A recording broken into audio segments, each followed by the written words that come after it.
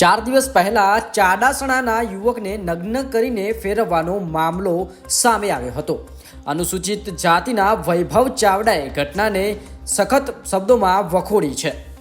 4 દિવસ પહેલા ઈડર તાલુકાના ચાડાસણા ગામના દલિત યુવકને અમુક લોકો દ્વારા વાડોલ ગામમાં નગ્ન કરીને ફેરવવામાં આવ્યો હતો, જેના વિડીયો વાયરલ થતા સમગ્ર પંથકમાં ચકચાર મચવા પામી હતી।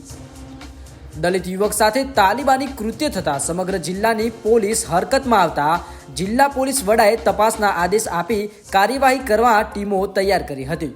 મારું નામ અંબાબેન, મારો દીકરો છે સેધુભાઈ। સેધાભાઈને ચા મેળવા લઈ જા ઓફિસમાં ખેંચીને માર્યો છે મારા છોકરાને। મારે કશું નહીં જોતું, મારા છોકરાને માર્યો છે। મારા છોકરાને નવેસરો કરીને આખા ગામમાં ફેવર્યો છે, એનો મારે જોવો છે અને એને કર્યું છે એવું સાહેબ તમે મારા છોકરાને કર્યું છે એનું સજા આપો સાહેબ, કે હું માં ના જીવી શકું। હું માં આ મારા છોકરાને આખા દુનિયામાં મારા છોકરાને કેટલા ફેવરેટ મારા છોકરાને કેટલા મારા છોકરાને ઉતારે છે।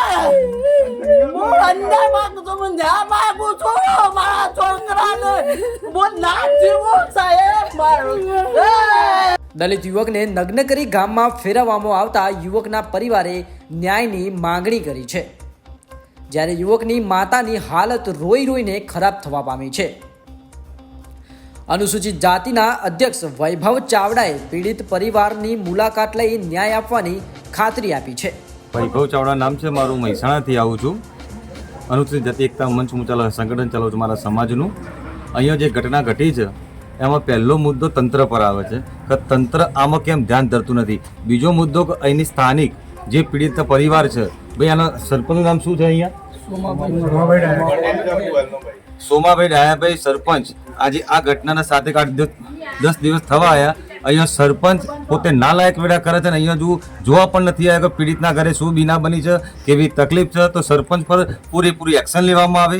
બીજો મુદ્દો મારો એ રહેશે કે એસસી સમાજમાં જે બંધારણના નિયમ પ્રમાણે એસસી સમાજની સીટ ઉપર રમણભાઈ વોરા આવ્યો છે। રમણભાઈ વોરા, તમારી બુદ્ધિમતી મારી ગઈ છે, તમને બુદ્ધિ નથી પોકતી, તમે એક સમાજમાંથી આવો છો, આપણા સમાજમાંથી। આજે સમાજમાં કોઈ નાનો મોટો પ્રશ્ન હોય તો હું તમારા સામે વિરોધ ના કરી શકું, ના બોલી શકું, પણ આજે આ દલિત પરિવારના યુવકને નગ્ન કરીને ગામમાં ફેરવવામાં આવ્યો। આ નાની મોટી ઘટના નથી, આ ઘટના સહી લેવાય એમ નથી। દલિત પરિવાર કે આખો સમાજ આ ઘટના ઉપર ફૂલ આક્રોશ છે। રમણભાઈ, અમે તમારું રાજીનામું માગીએ છીએ, તમે સમાજમાં ધ્યાન નથી દોરતા, પણ આવો જ્યારે મહત્વના મુદ્દા આવે કે જ્યારે સમાજમાં નીચો દેખાવાનો આવે કે ભાઈ દલિત સમાજને જ્યારે ત્યારે કચડવાનો પ્રશ્ન આવે, દલિતોને નીચે દબાવવામાં આવે, હરેક ગરીબ કુટુંબ ગરીબ પરિવાર હોય એને દબાવવાના પ્રયત્નો થાય છે કોઈને કોઈ દ્વારા, તો રમણભાઈ તમે અહીંના સાંસદ, તમે એના ધારાસભ્ય છો, તમારી પહેલી મોટામાં મોટી ફરજ બને છે તમે કાયદાકીય ધ્યાન દોરો। પીડિત પરિવારના ઘરે તમારે મુલાકાત કરવી જોઈએ। આ તમે નથી કર્યું તો તમે રાજીનામું આપો એવો અમારો પૂરેપૂરો અને મારા આખું સંગઠન, ગામની વસ્તી, અહીંયા પીડિત પરિવારનો આખું ફેમિલી, અમારો એક જ મેન ઉદ્દેશ્ય કે તમે રાજીનામું આપો। અને બીજેપી સરકારને હું એક મહત્વનો મુદ્દો એમ કહું છું કે જે સમાજમાં નથી થતો એ તમારો શું થશે? જે અમારા સમાજનો નથી આવતો સમાજના કામમાં એ તમારા બીજેપી પક્ષમાં શું કામ આવશે? બીજેપી સરકાર, આ મારી વાત તમે ધ્યાનમાં દોરજો કે જે સમાજમાં આજે પીડિત પરિવારમાં પૂછેલો એના માને, એના બહેનને, એના પપ્પાને કે નગ્ન કરીને ગામમાં ફેરવવામાં આવ્યો, એ પરિવાર પર શું વીતતી હશે એ રમણભાઈ તમને કદાચ ખબર નહીં પડતી હોય। અમે સંગઠન ચલાવીએ છીએ, અમે ગામે ગામ ફરીએ છીએ, અમને ખબર પડે છે કે દલિત ક્યાંક ને ક્યાંક કચડાય છે। અને બીજેપી સરકારને હું એક નિવેદન કરું છું, નમ્ર અપીલ કરું છું કે આ મારી વાત ધ્યાનમાં દોરજો કે દલિતો પર તમે હવે આ થતા અત્યાચાર પર તમે શું આગળના નિવેદનમાં તમે શું લેશો, કેવા પ્રકારની એક્શનો લેશો, કેવા નિયમો બનાવશો અને દલિતોને તમે આ તમારી ચાલુ સરકારમાં કેવી રીતે તમે સાચવશો। બસ આ જ મારો મેન સંદેશ છે। આગામી શું પગલાં લેવામાં આવશે? આગામી એક પગલાં લેવામાં આવશે કે જે હર્ષ સંઘવી સાહેબ, હું પહેલાં એમને સલામ કરું છું કે હર્ષ સંઘવી સાહેબ જે બી કાર્યો કરે એ સારા કરે છે, પણ હર્ષ સંઘવી સાહેબને હું એમ જ કહેવા માગું છું કે તમે જે લુખા તત્વો, ગુંડા તત્વો દ્વારા, અને હમણાં 24 કલાક પહેલા કમિશનર સાહેબે એમ કીધું હતું કે 100 કલાકની અંદર હરેક આરોપીઓ જે ગુનાહિત કાર્યો કરે છે એમને એરેસ્ટ કરવા, એમની સામે ચાર્જશીટ દાખલ કરો, એમના નામ લાવો।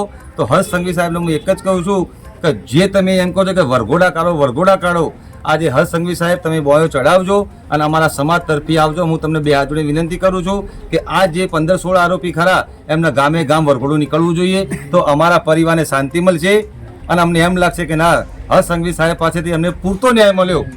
અમારી આ મોટી અપીલ છે. અને જો આ બધું નહીં કરવામાં આવે, દલિત પરિવાર પર કોઈ ધ્યાન ધરવામાં નહીં આવે, તો આજ અમારો સંગઠન કોઈ બી હદ ઉપર અમે જઈ શકશું.